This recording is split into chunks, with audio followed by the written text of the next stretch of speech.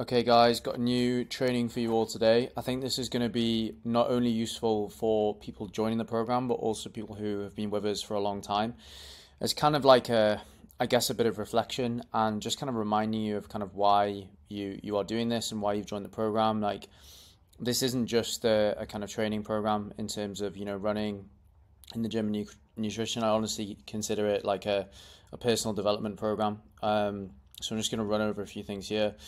So obviously the title of this training was leveling up and setting higher standards for yourself. So what do I mean by leveling up? Essentially, it's just improving. So I kind of have like a saying that I talk to my mum about and my best friends about. My biggest fear is being in the same situation next year. And what I mean by that is I want to improve in business. I want to bring more clients into the business. I want to improve the standard of results for the clients. I want to improve the education side of things for you guys.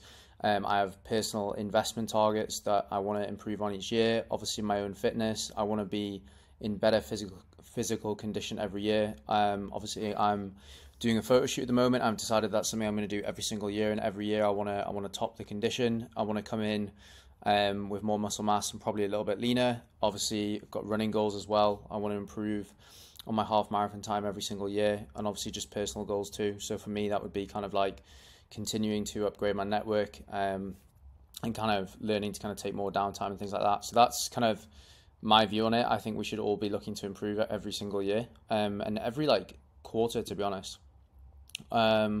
So just on improvement, obviously you've all joined the program for a certain reason, whether that is purely muscle gain, fat loss, aesthetic reasons, or performance improvements. Most people on the program, it's a combination of all of them, which I think is fantastic. I think it's really important to have not only kind of fitness improvements in terms of, it could be improving running times, it could be improving strength, but also physique improvements as well. That's kind of what we do. And obviously we track all this with you. So it's quantifiable in terms of metrics and visual as well. So obviously we've got the visual improvements in terms of the progress photos. Some of you, especially the girls, do measurements as well. Obviously we've got scale weight, not relevant for everyone, but for some people it is. Performance improvements, that could be strength improvements over a training block. That could be running times improving, and we've got health metric improvements. So that could be, for those of you that wear wearables such as Whoop, that could be a reduction in resting heart rate over the course of 6 months. It could be an increase in HRV. Whatever it is, I recommend that you track it with us, and we will make sure that you are improving. And if you're not, we'll get to the bottom of why that is. So in order to level up, like it sounds obvious, but you have to set higher standards for yourself. And what that means is like you've essentially got to expect more of yourself. You can't expect to get somewhere and reach a new level, hit a new goal by operating at the same level as you are now. It doesn't mean that you've done something fundamentally wrong, but it's just like considering kind of like and trying to identify how can we always look to improve. It's self-reflection. So for me personally, what I want to work on for the rest of June and going into July, I need more sleep for the volume of training I'm doing. Like I'm still performing at a good level, but I know that would improve if I got more sleep.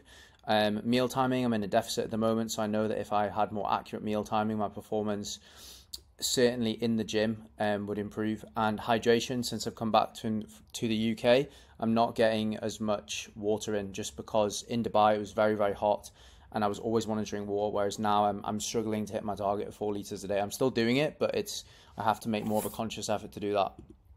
And also just on top of that, like if your standards were high enough, you would have already achieved the result that you've come to us for in the past.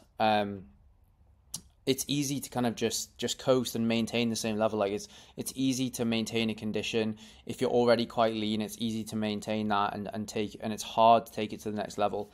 And similarly, if you've been training for like some of the guys in the program, been training for like 8 to 10 years, it's hard to take it to the next level to put on that extra bit of muscle mass.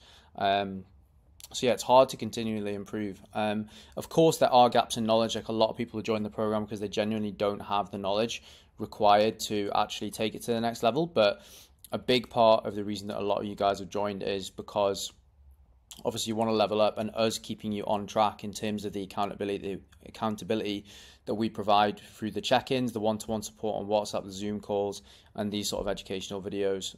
That's what kind of helps you level up. So just broken down some kind of things for you to think about in terms of how you can improve your, well, level up your kind of standards. So with training, just the basics. Are you skipping any sessions? Like, I hope at this point you understand that you need to be doing 100% of the training sessions. And if you're consistently missing, let's say you're on a 5-day training split and you're consistently missing one session, you would honestly be better off switching to a 4-day split because of the way that the training is set up. But if this is just down to kind of a lack of time management, then consider how can you time manage to prevent this. There is a separate training video on how to time manage your sessions, but I was actually having a call with one of our clients this morning. He's a CEO, he's got a recruitment company, he's very, very busy. I actually used to PT him in person, and he used to consistently miss one-to-one sessions. He would book in at like 6 p.m. every day and a meeting would come up and he would miss it. And I just said to him, like, the only way you're going to get in shape is if you actually consistently train first thing in the morning, because it's the only time of day that you are consistently free. And he was like, yeah, that actually sounds quite obvious. So we've just restructured his week. So he's training Monday, Tuesday, Thursday, Friday morning from now on, not giving him the option to train in the afternoon because we know what happens. Are you training at high enough intensity? Again, to push to the next level, if it's muscle gain and you're a kind of a hard gainer who has struggled to gain muscle in the past, you need to be training at high intensity. Obviously, most of you, the RP guidelines are between 8 and 9, and that is usually equivalent to probably 1 to 2 reps away from failure, which is actually pretty hard. So I would question whether you are actually training hard enough if you're struggling to put on muscle. Are you putting in the work with the movement prep at the start of each session to make sure that you're fully warmed up and you're getting the most out of the movements? These parts of the program are essential to get tension in the muscles, which is going to lead to better performance in the gym. Are you leaving sessions till the end of the week? So some people, they get busy, they get a little bit overwhelmed, they're on a 4-day training split and they find that they haven't even made it to the gym until sometimes Wednesday or Thursday. And even if you don't realize it, like subconsciously in the back of your mind, missing sessions is not good for you. You feel guilty because you know you're being coached, you know you're paying for a program, and it's not a good mental space to be in. So we say to all the clients, like, I would really recommend, if you're doing like 4 or 5 sessions a week, make sure you get in there on Monday and Tuesday, takes the pressure off, leaves the weekend free. And if you do need to move a session to the weekend, you've got that flexibility to do so. Nutrition. Is the food you're consuming fueling your performance, and is it in line with your physique goal? Now, that doesn't have to be 100% of the time. I make a conscious effort to eat out every single weekend, just so it kind of keeps me on track and it keeps me sane, it keeps me disciplined through the week. But honestly, like 90 to 95% of the foods you should be eating should fuel your kind of performance in the gym. Are you consistently hitting your protein target? You don't want to be slipping up on that. Obviously, you've all got individual protein targets that are determined by body weight.